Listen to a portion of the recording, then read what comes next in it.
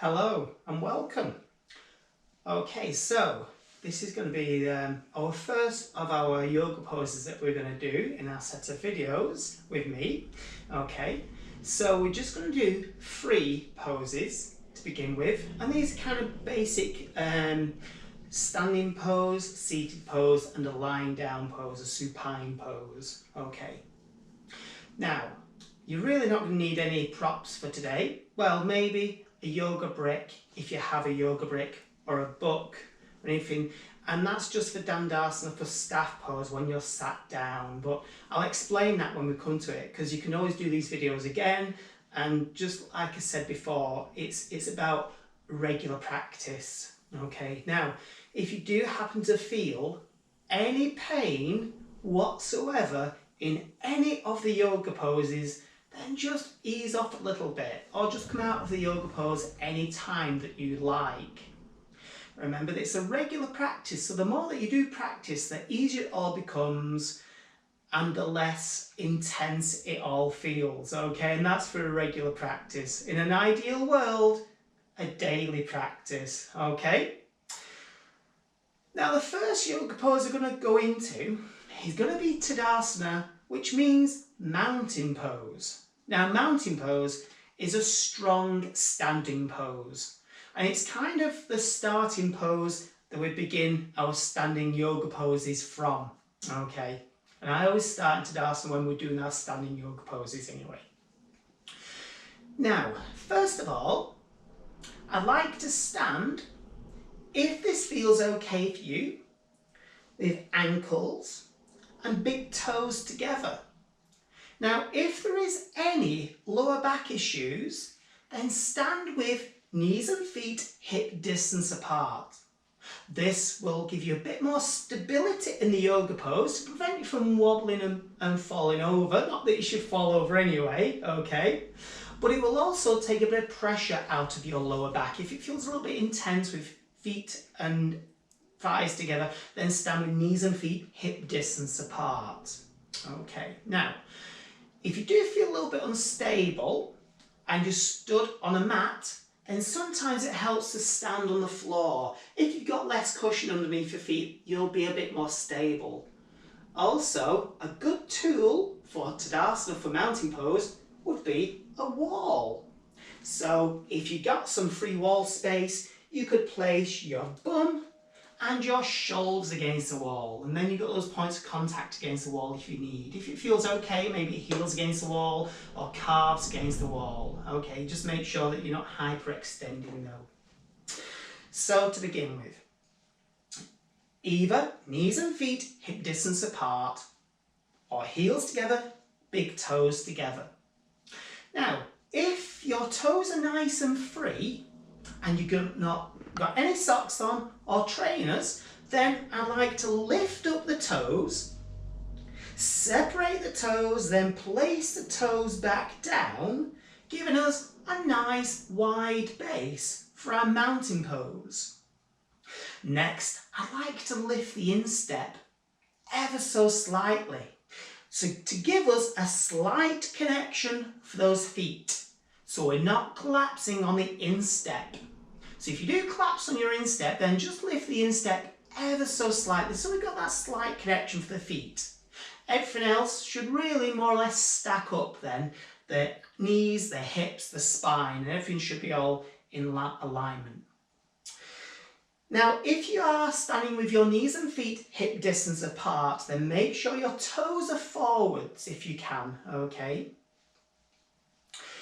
Next, I like to engage the quads. So I like to lift up your kneecaps. So as you lift the kneecaps up, this will engage the quads, okay? I want strong, firm quads. Now make sure when you do stand into Tadasana, into mountain pose, that you don't hyperextend, okay? So whatever you do, do not lock the legs out, okay? If you do have hypermobility, then have a slight, keep the knees a bit softer, okay, so not hyperextending, not going beyond that range of that joint should go into, okay. I will be talking about hypermobility a bit more as I go through the yoga sessions anyway. Next, a slight connect to the abs as you lift the chest up and away from the belly button. Roll the shoulders back and down, with the chin level, standing nice and tall as you lengthen the spine for the crown of the head. And with the breath, relaxed. So this brings us into Tadasana, into mountain pose. A nice, strong, standing mountain pose. Okay, so your strong, standing yoga pose. So this, from our mountain pose, we'd go into lots of yoga poses like Trikonasana, triangle pose, or Virabhadrasana, warrior pose. So we do all these yoga poses from our mountain pose. Okay, now from your mountain pose, we're going to go into a seated yoga pose of Dandasana, which means staff pose. Now, I'd like to sit yourselves down. Now, as you sit yourselves down, if you do have a yoga brick nearby, or maybe some books, or anything that you can stack up just to lift you up onto the sitting bones, if that helps, then find yourself something to sit on. Okay. So first of all, with your legs lengthened out, kneecaps on top, and the toes pointing up. It feels okay, knees and feet together. If that's a little bit uncomfortable, once again, you can sit with your legs further apart if you need to. Sit nice and tall. If this is uncomfortable, then remember, you can always sit onto a yoga brick or some stacked books. If you do sit on a yoga brick though, make sure your joints do not hyperextend, okay, and they're not flexing backwards, alright? So, if this feels okay for you, legs lengthened out, kneecaps on top, toes pointing up, sit nice and tall. Take the shoulders down away from the ears, chin nice and level. If you can, hands down to the sides, fingers facing forwards. This brings us into Dandasana, into staff pose. From Dandasana, we could start most of our seated yoga poses from Dandasana, staff pose. Now, once again, staff pose could be done against the wall. If you were to go against the wall, you could place your bum and your shoulder blades against the wall. And if that feels okay, you could rest the head against the wall as well. So, Dandasana is an active seated yoga pose. It could be in Dandasana for as long as feels comfortable for you to just keep lengthening up the spine, the crown of the head, shoulders down, and with the breath, relaxed. So don't forget to breathe. Now, from your Dandasana, we're going to go into one last yoga pose. Now, the last yoga pose we're going to go into is called Shavasana. Now, Shavasana means corpse pose. Okay, so from your seated Dandasana, I would like to lie yourselves down. Now, as you bring yourselves down to the floor in a safe and controlled way. Now, as you relax yourselves down, if this feels okay for you, to just lengthen out the legs, let the feet fall away from each other, and let the legs just relax down. If it feels okay, heels together, and just let the feet fall away. Now, if this is uncomfortable with the legs lengthened out, then you could always bend the legs to place the feet flat on the floor, and just have those legs bent. If it does feel okay though, with the legs lengthened out, heels together, let the toes fall away from each other, and just let the legs just relax down. If this feels okay, arms down the sides, hands and arms away from the body, and just let the shoulders relax down away from the ears. And with those palms just facing up. And with the neck nice and long, and with the jaw relaxed. So this brings into Shavasana, into corpse pose. And we do lots of our supine, lying down yoga poses, starting from Shavasana. Now I always start and finish my yoga sessions with Shavasana.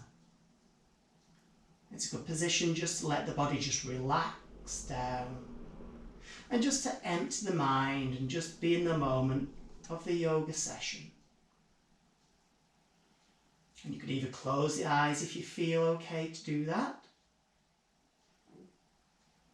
And with a nice relaxed breath.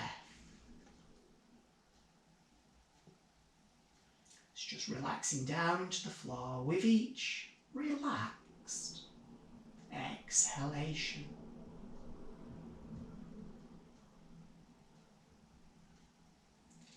Now from our Shavasana, we're going to start to move the fingers.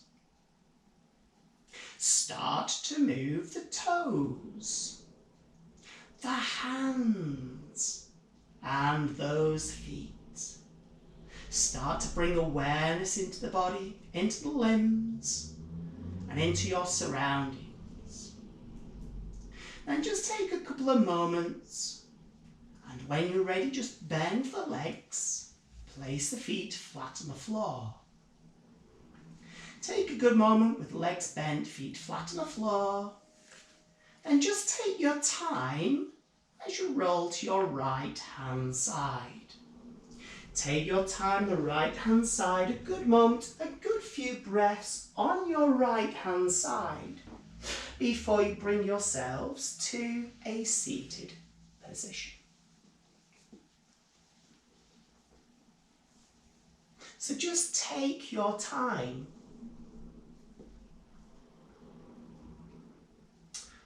So there was our 3 yoga poses for you to work on today. So we had our mountain pose, Tadasana. That will make you more aware of how you stand and how the body feels when you stand in that mountain pose. You might find that you shift into one leg rather than the other. You might shift the weight into the heels, into the toes, and it's just about trying to balance that out.